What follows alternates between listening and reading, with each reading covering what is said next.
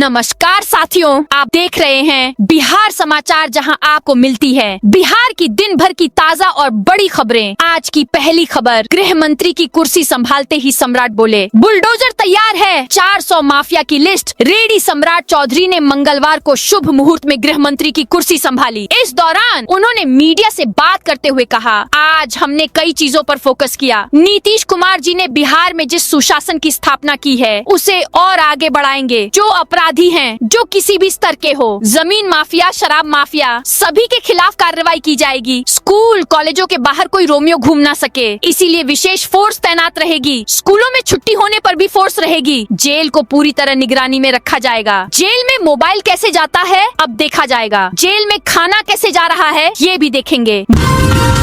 न्यूनतम योग्यता 10वीं से घटी, अब 7वीं पास भी सरकारी बसों में कंडक्टर बनेंगे। राज्य के नए परिवहन मंत्री श्रवण कुमार ने सोमवार को विभाग का कार्यभार संभाला। पदभार ग्रहण करने के बाद उन्होंने अधिकारियों के साथ समीक्षा बैठक भी की। इस दौरान परिवहन मंत्री ने एक बड़ी घोषणा की। उन्होंने राज्य के सरकारी बसों में कंडक्टर बनने की न्यूनतम योग्यता 10वीं पास से घटाकर 7वीं पास कर दी है, ताकि ज्यादा से ज्यादा व्यक्तियों को रोजगार मिले।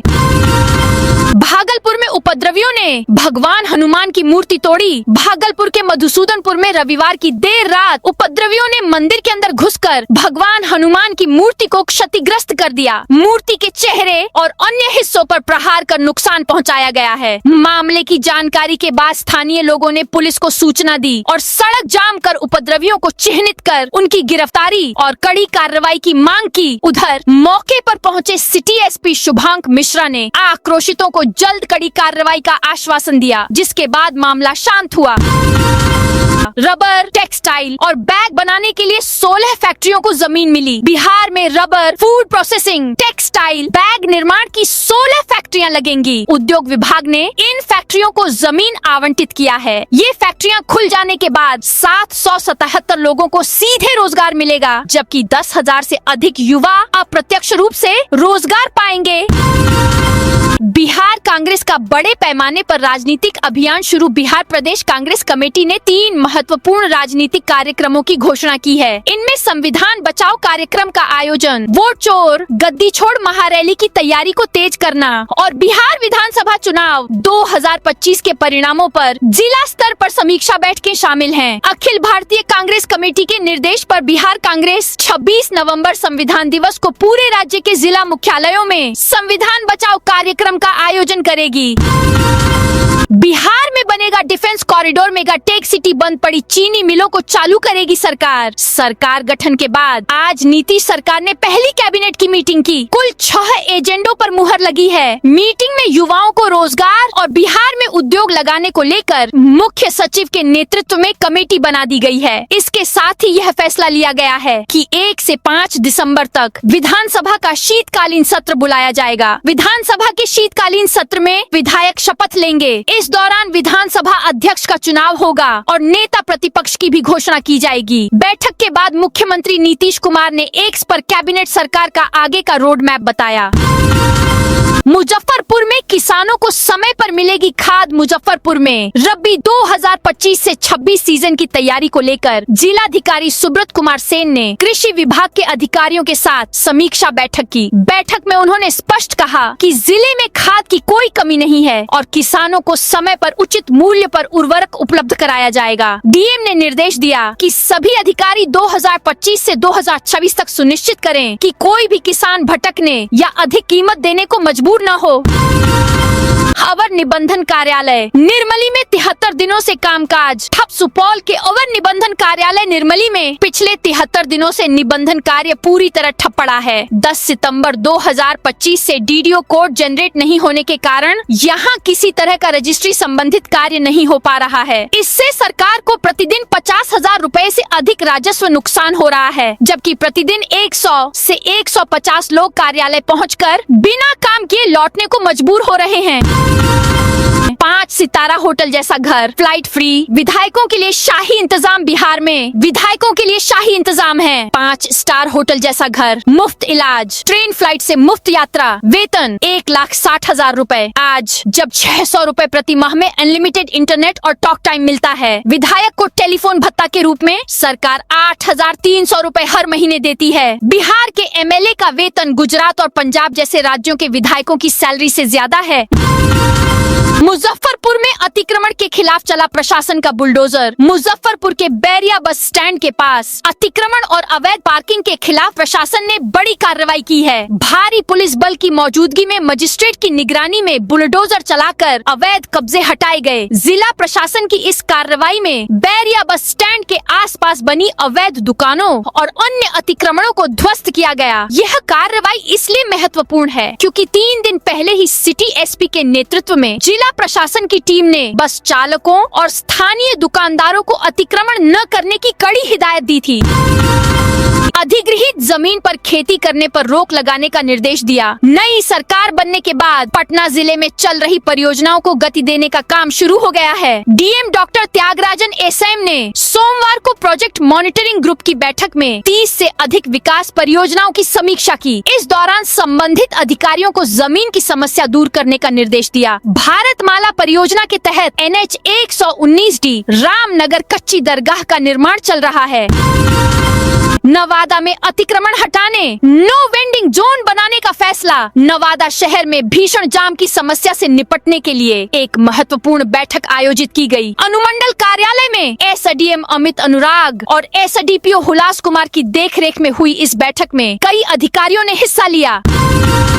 सहरसा में उचित दाम पर नहीं मिल रहा फर्टिलाइजर। सहरसा के कहरा प्रखंड में रबी फसल की बुवाई के बीच उर्वरक संकट गहरा गया है। किसानों को समय पर और उचित मूल्य पर खाद नहीं मिल पा रही है, जिससे उन्हें भारी परेशानी का सामना करना पड़ रहा है। मोहनपुर, अमरपुर, दिवारी, सिरादय पट्टी, बल्हापट्टी, मुरली बसंतपुर, पड़री, चैनपुर, बरियाही और पटुआहा सहित कई पंचायतों के किसान इस समस्या से जूझ रहे हैं।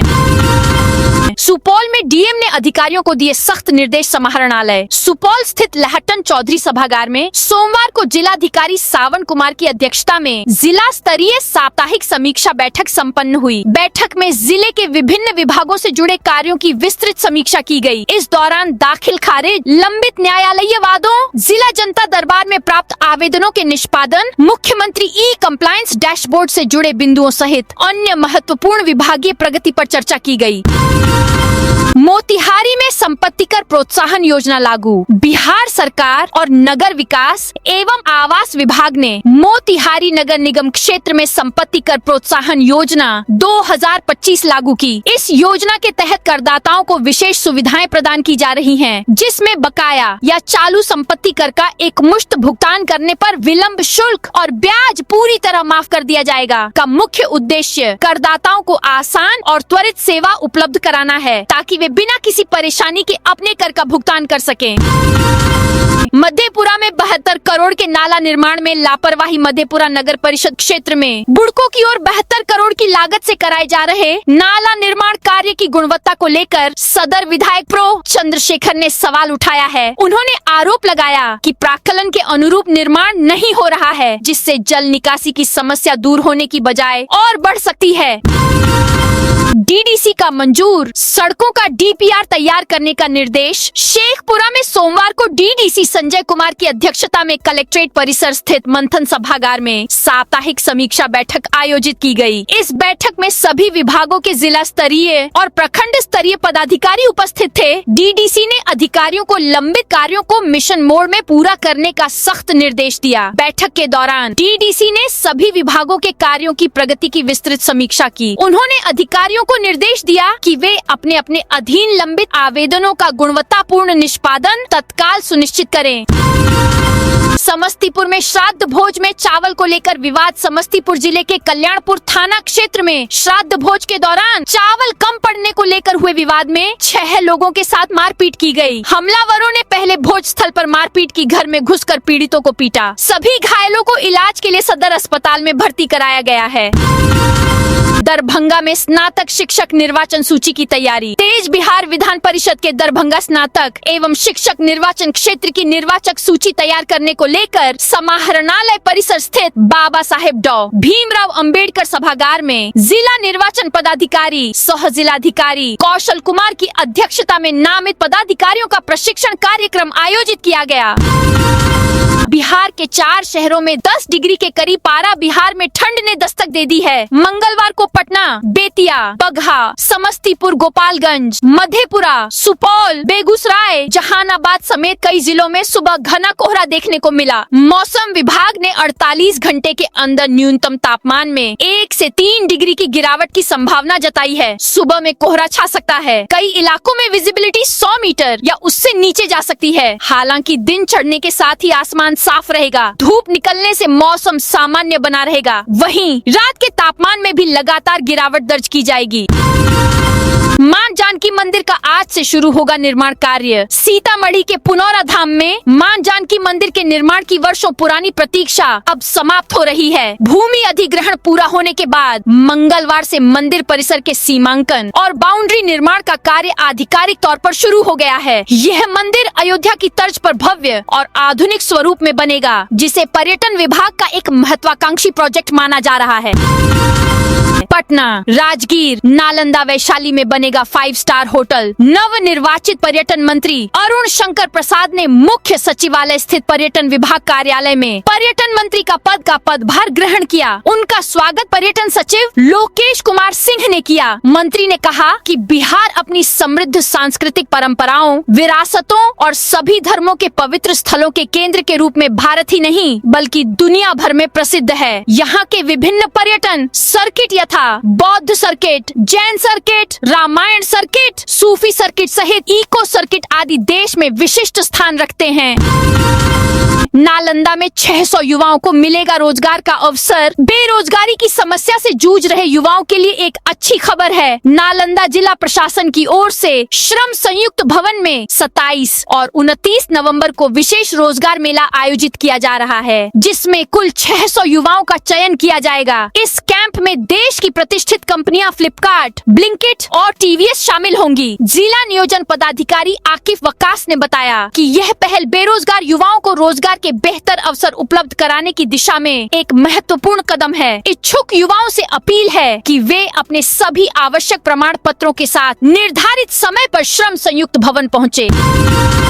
भरवाड़ा में मुख्य सड़क और सरकारी कुएं पर अतिक्रमण। दरभंगा जिले के सिंहवाड़ा प्रखंड में सरकारी भूमि पर लगातार हो रहे अतिक्रमण के कारण विकास कार्य बाधित हो रहे हैं। विशेषकर नगर पंचायत भरवाड़ा में मुख्य सड़क, सरकारी कुएं और तालाबों पर अवैध कब्जे की समस्या गंभीर है। ग्रामीणों द्वारा कई बार शिकायतें दर्ज कराने के बावजूद अब तक कोई ठोस कार्रवाई नहीं हुई है। कामेश्वर साहनी के परिजन से मिले वीआईपी प्रमुख मुकेश सहनी। वीआईपी प्रमुख मुकेश सहनी अपने पार्टी के रक्सौल जिला संगठन के जिला प्रभारी कामेश्वर साहनी की हत्या के 4 दिन बाद उनके परिजनों से मिलने दरपा थाना क्षेत्र के तिनकोनी स्थित उनके घर पहुंचे। परिजनों से मुलाकात के बाद उन्होंने नीतीश सरकार पर हमला बोला। मुकेश सहनी ने कामेश्वर साहनी की हत्या पर दुख व्यक्त किया और परिजनों से मिलकर घटना की जानकारी ली। उन्होंने बताया कि यह हत्या आपसी रंजिश में की गई है। सहनी ने पुलिस प्रशासन के लोगों से भी बात की और अपराधियों को जल्द पकड़ने का भरोसा जताया। नालंदा के सरकारी स्कूलों में 5,679 नए शिक्षक। नालंदा जिले के सरकारी स्कूलों में छात्रों की संख्या घट गई है। बीपीएसएससी के माध्यम से 3 चरणों में 5,679 नए शिक्षकों की बहाली हुई है और स्कूलों में बुनियादी संसाधन भी बढ़े हैं। इसके बाद भी स्कूलों में 3,36,666 छात्रों की संख्या घटी है।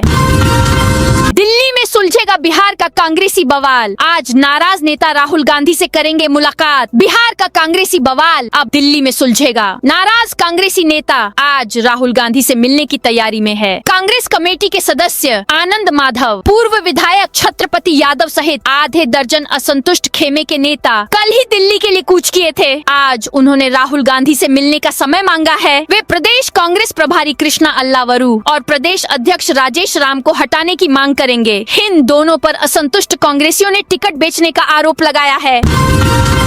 किशनगंज में स्मैक कारोबारियों पर पुलिस की सख्ती। किशनगंज में युवाओं के बीच नशे का प्रचलन तेजी से बढ़ रहा है। नशे के कारोबारी कम उम्र के युवाओं को इसका आदी बना रहे हैं, जिससे अभिभावकों में चिंता है। पुलिस इस संबंध में समय समय पर कार्रवाई कर रही है और कई तस्करों को गिरफ्तार भी किया गया है। पुलिस अब स्मैक के बड़े कारोबारियों की तलाश में है। पुलिस अधीक्षक एएसपी सागर कुमार ने इस मामले को गंभीरता से लिया है। उन्होंने सभी थाना अध्यक्षों को स्पष्ट निर्देश दिए हैं कि नशे के कारोबारियों के प्रति कोई रियायत नहीं बरती जाएगी। स्मैक के खिलाफ प्रभावी कार्रवाई के लिए एक विशेष टीम का गठन किया गया है। पटना में नकली पुलिसकर्मी बनकर ठगी। पटना में ठग गिरोह ने नाला रोड इलाके में एक व्यवसायी को निशाना बनाया है। नकली पुलिसकर्मी बनकर व्यवसायी से लाखों रुपए के आभूषण ठग ली गए। यह घटना कदम कुआं के नाला रोड स्थित हरिहर मार्ग पर सोमवार दोपहर को हुई। बाइक सवार दो जालसाजों ने एक कारोबारी को झांसा देकर लगभग 15 से 16 लाख रुपए के सोने के आभूषण ठग लिए और फरार हो गए। व्यवसायी को जब तक ठगी का एहसास होता तब तक ठग मौके से भाग चुके थे। नीतीश सम्राट सरकार में लॉ एंड ऑर्डर सबसे बड़ी चुनौती। पूरे बिहार के लोगों ने नीतीश सरकार को फिर से चुना है। ऐसे में उन्हें घरेलू महिलाओं के लिए कुछ करना चाहिए। अब तक कई लोगों को 10,000 रुपए नहीं मिले हैं। बिहार में फैक्ट्री लगानी चाहिए ताकि रोजी रोजगार मिले, चोरी डकैती बंद हो, युवाओं बच्चों को नौकरी मिले, पढ़ाई और बेहतर हो, स्वास्थ्य सुविधाएं मिलनी चाहिए। हमारी सरकार से यही उम्मीद है। यह कहना है पटना शहर में रहने वाली आम जनता का। बिहार विधानसभा चुनाव में एनडीए को जनता ने 243 में से 202 सीटों के साथ भारी बहुमत दिया है। चुनाव में मिली 3/4 बहुमत का मतलब साफ है कि जितनी बड़ी जीत उतनी ही ज्यादा लोगों की सरकार से उम्मीदें। बाइक में हेलमेट लटकाने पर पुलिस की कार्रवाई। अररिया में 49,000 का चालान कटा। अररिया में यातायात नियमों का उल्लंघन करने वालों के खिलाफ पुलिस ने अभियान चलाया। सोमवार को चांदनी चौक पर हेलमेट सिर पर पहनने के बजाय बाइक में लटकाकर चल रहे दर्जनों चालकों को रोका गया। इस दौरान बिना हेलमेट और अधूरे कागजात पर कुल 40,900 रुपए का जुर्माना वसूला गया। यातायात पुलिस के एएसआई लाल बाबू प्रसाद यादव और नगर थाना के एएसआई बीपी मंडल ने चांदनी चौक पर चेकिंग के दौरान कई बाइक सवारों को हेलमेट सिर पर पहनने के बजाय बाइक में लटकाए हुए देखा। अधिकारियों ने तुरंत इन चालकों को रोककर पूछताछ की और उन्हें यातायात नियमों का पालन करने की हिदायत दी। पटना साइंस कॉलेज में बीकॉम बीए की पढ़ाई। पटना साइंस कॉलेज अब मल्टी डिसिप्लिनरी मॉडल की ओर बढ़ रहा है। कॉलेज प्रशासन ने बीए और बीकॉम कोर्स शुरू करने के लिए पटना विश्वविद्यालय को औपचारिक प्रस्ताव भेज दिया है। विश्वविद्यालय की एकेडमिक काउंसिल से स्वीकृति मिलते ही प्रस्ताव राजभवन भेजा जाएगा।